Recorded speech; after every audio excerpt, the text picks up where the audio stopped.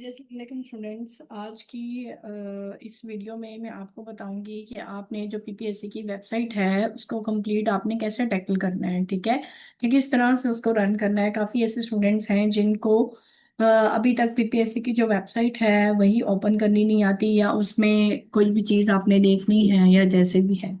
ठीक है, तो इसमें सिंपली आपने क्या करना है, ब्राउज़र पे जाना है। ब्राउज़र पे जाकर आप यहाँ पे पीपीएससी की लिखेंगे तो वो आपके पास पीपीएससी का इस तरह से इंटरफेस खुला आएगा। यहाँ से आप होम पे जाएंगे। ठीक है, अब यहाँ पे मैं आपको बताती हूँ कि यहाँ पे मीन्स के आपके कौन कौन से यहाँ पे सेक्शंस हैं।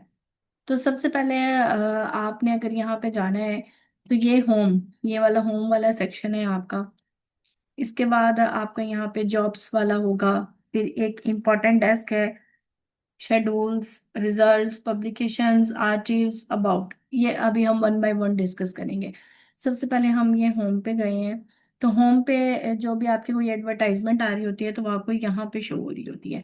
जैसे अब यहाँ पे एडवर्टाइजमेंट नंबर 7 आई हुई है। तो अगर आपने इस एडवर्टाइजमेंट को देखना है तो सिंपली आप क्या करेंगे, सिंपली आप इसके ऊपर क्या कर देंगे, क्लिक कर देंगे। ठीक है, जब आप इसके ऊपर क्लिक करेंगे तो ये आपके पास एडवर्टाइजमेंट ओपन हो जाएगी। अभी आपके पास ये सारी जो है वो एडवर्टाइजमेंट ओपन हो गई है। आप यहाँ से अब देख सकते हैं कि आप किस जॉब के ऊपर जो है वो अप्लाई कर सकते हैं। तो यहाँ से सिंपली आप नीचे जाके लास्ट डेट वगैरह हर चीज़ जो है वो आपको यहाँ पे मेंशन होती है। उसके बाद ये तो हो गया आपका जो है वो एडवर्टाइजमेंट वाला सेक्शन। नेक्स्ट नेक्स्ट ये एडवर्टाइजमेंट हो गई। उसके बाद आप यहाँ पे देखें तो ये आपके पास फैसिलिटेशन डेस्क है।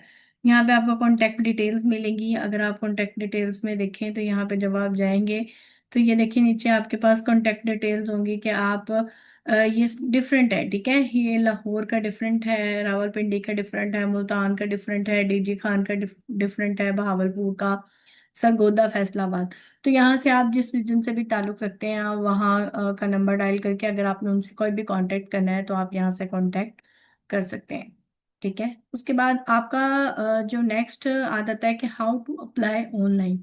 अब अगर यहाँ से आपने ऑनलाइन अप्लाई करना है और आपको नहीं पता कि आपने किस तरह से अप्लाई करना है तो आप यहाँ पे क्लिक करेंगे। ठीक है, यहाँ पे आपको वो सारी डिटेल्स प्रोवाइड करेगा कि किस तरह से आपने इमेज अपलोड करनी है। ठीक है, कहाँ से आपने अपने क्वालिफिकेशंस देखना है, कहाँ से आपने उसको फाइनल सबमिट करना है। तो यहाँ पे जाके आप कंप्लीट जो है वो आप देख सकते हैं कि आपने किस तरह से जो है वो ऑनलाइन अप्लाई करना है। तो अगर स्टूडेंट्स अगर आप इसको कंप्लीट देख लेते हैं तो आपको फिर किसी से भी अप्लाई करवाने की ज़रूरत नहीं होगी। आप सिंपली खुद जो है वो इसके ऊपर अप्लाई कर सकते हैं। उसके बाद आपके पास यहाँ से है how to deposit fee online. ठीक है, यहाँ से आप देख सकते हैं। ठीक है, यूट्यूब का लिंक खुलेगा आपके पास जहाँ से आप देख सकते हैं कि आपने जो फी है वो ऑनलाइन सबमिट कैसे करवानी है। ठीक है, काफ़ी स्टूडेंट्स को ये इशू आ रहा होता है कि उन्होंने फी जो है वो किस तरह से मतलब ऑनलाइन सबमिट करवानी है। तो आप यहाँ से देख सकते हैं। अब यहाँ से अगर आपने देखना है कि आपने किस तरह से चेक कर ली है फी। ठीक है, रीपे मतलब कैसे उसको करना है चेक, तो यहाँ से आप चेक कर सकते हैं। बाकी यहाँ पे आपके पास इंपॉर्टेंट इंस्ट्रक्शंस हैं। जो भी इंस्ट्रक्शंस हैं वो आप पढ़ेंगे तो आपको समझ आ जाएगी। नेक्स्ट जो इसका अगला सेक्शन है वो है हमारे पास यहाँ पे अपकमिंग जॉब्स। ठीक है, पीपीएससी में कोई भी अपकमिंग जॉब्स हो रही होती हैं तो वो यहाँ पे डिस्प्ले हो जाती हैं। अब यहाँ पे कोई नहीं है तो इट मीन्स कोई भी अभी तक इनकी लिस्ट में नहीं आई है।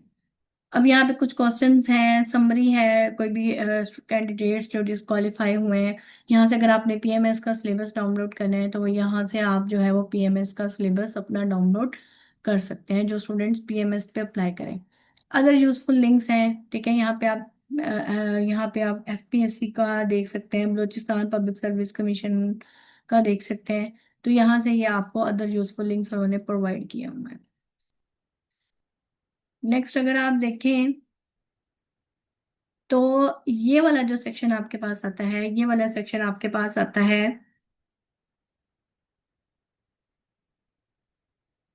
ठीक है, यहाँ पे अब आपके पास सेक्शन है रिजल्ट्स का। अब इस बार में आपके पास सारे प्रोवाइड होंगे रिटर्न रिजल्ट्स, ठीक है, जितने भी रिटर्न रिजल्ट्स अनाउंस हो रहे हैं, जैसे भी 30/7 को अनाउंस हुआ था। फिर यहाँ पे इसमें आपके पास फाइनल रिजल्ट्स आ रहे होंगे।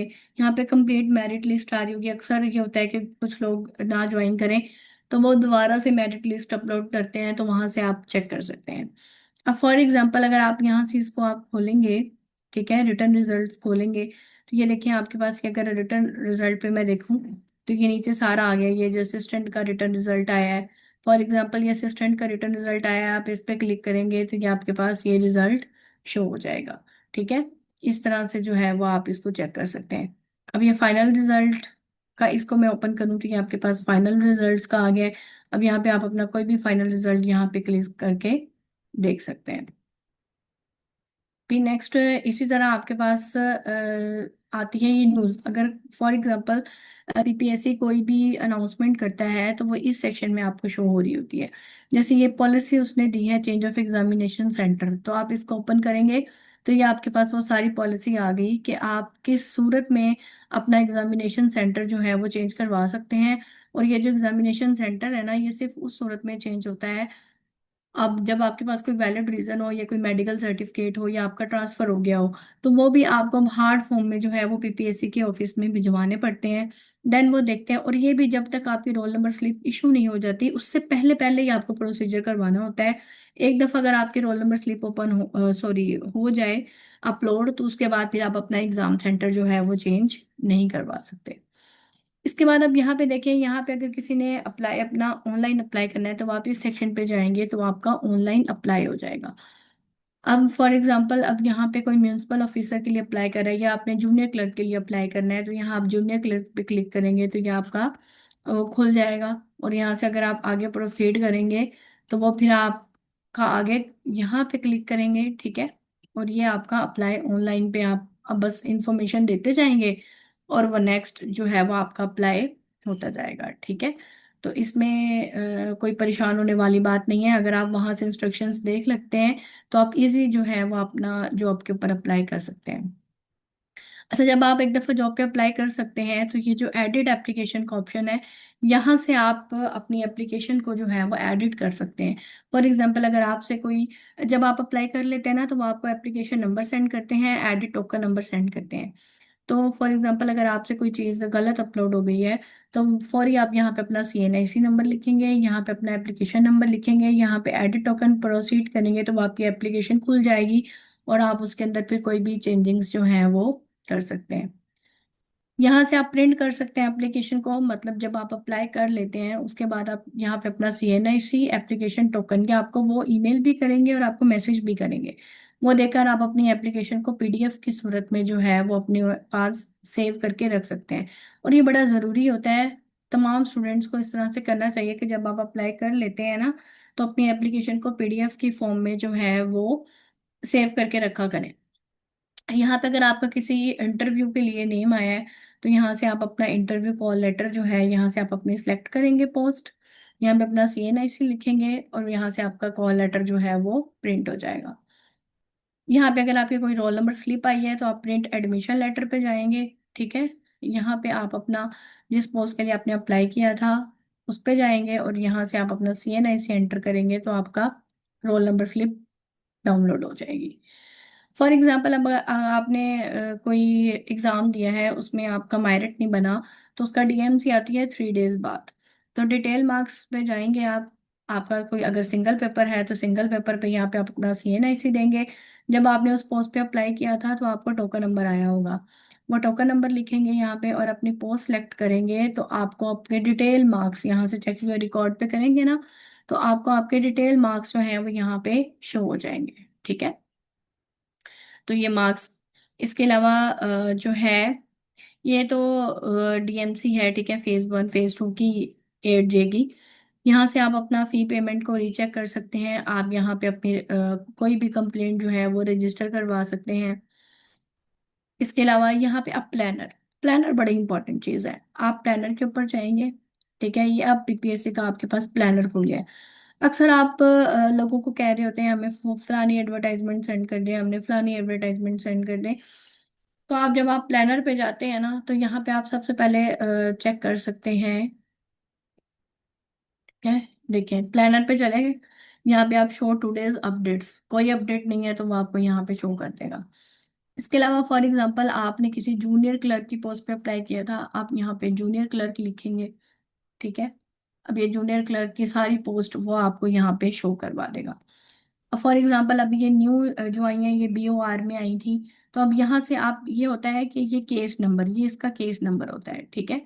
ये एडवर्टाइजमेंट नंबर है, इस पे आप क्लिक करेंगे तो वो आपको वो एडवर्टाइजमेंट ओपन करके दिखा देगा। अगर आपने कोई 3 साल पहले भी किसी जॉब पे अप्लाई किया था तो आप प्लानर पे उस जॉब का नेम लिख के आप वहां से उसके एडवर्टाइजमेंट को जो है वो डाउनलोड कर सकते हैं। अब ये एडवर्टाइज हुआ था, यहाँ पे आपकी ये आ गई एडवर्टाइजमेंट डेट आ गई, ठीक है, कि ये कब एडवर्टाइज हुई थी, ये वाली जो पोस्ट है। फिर यहाँ पे उसकी क्लोजिंग डेट आ गई, ये नंबर ऑफ पोस्ट थी कि 8 सीटें हैं, और अभी तक कितने लोगों ने अप्लाई कर चुके हैं, 562 लोग इस पे अप्लाई कर चुके हैं। अभी इसकी डेट है ना, जब इसकी डेट खत्म हो जाएगी तो जो टोटल एप्लीकेंट्स होंगे वो आपको यहाँ पे शो हो जाएंगे।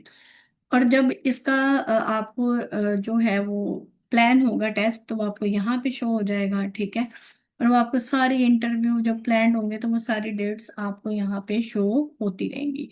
तो इस तरह आप प्लानर को जो है वो टैकल कर सकते हैं। आप देख सकते हैं कि आपके एग्जाम की डेट अभी आई है या नहीं आई है। वैसे अगर किसी भी पोस्ट का एग्जाम होना होता है तो उसकी जो डेट होती है ना वो 15 डेज पहले अनाउंस हो जाती है, ठीक है। अब यहाँ पे ये जॉब्स वाला सेक्शन आ गया, ये ऑलरेडी मैं आपको बता चुकी हूँ कि अगर आपने किसी पे भी अप्लाई करना हुआ, ठीक है। नेक्स्ट ये इंफॉर्मेशन डेस्क है, यहाँ पे आप किसी भी चीज़ का अपना सिलेबस देख सकते हैं। जैसे भी डिप्टी अकाउंटेंट का पेपर हुआ था तो आप यहाँ से उसका सिलेबस देख सकते हैं कि ये उसका सिलेबस था, ठीक है। तो आपने जिस पोस्ट पे भी अप्लाई किया है PPSC उसका सिलेबस अपलोड कर देती है सिलेबस वाले पोर्शन के अंदर। ये जॉब डिस्क्रिप्शन होती है कि आपने फॉर एग्जांपल किसी भी जॉब के लिए अप्लाई किया है तो उसका काम क्या होता है। जैसे परचेज ऑफिसर है, तो अगर इस पे क्लिक करें तो ये आपको सारा बता देगा कि उसके टास्क मतलब जॉब के बाद उसने क्या क्या टास्क परफॉर्म करना है। ये आपको इंटरव्यू में बड़ा हेल्प करता है।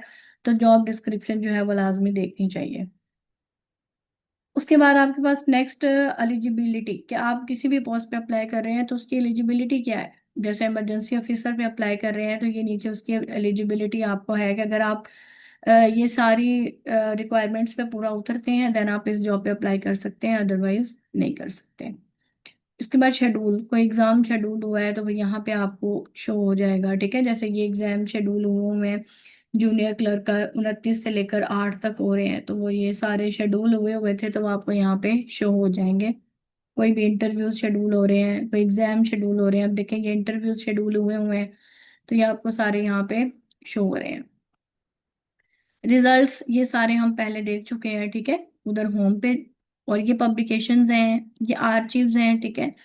ज्यादातर जो है वो आपको यहाँ पे होम पे जो है वो सारी चीजें आपको यहाँ पे मिल जाएंगी इजीली। आप अब यहाँ से जो है वो PPSC की वेबसाइट खुद चला सकते हैं, ठीक है। आप अपना खुद ही किसी से हेल्प लिए बगैर आप खुद यहाँ पे अपना जो है वो कर सकते हैं।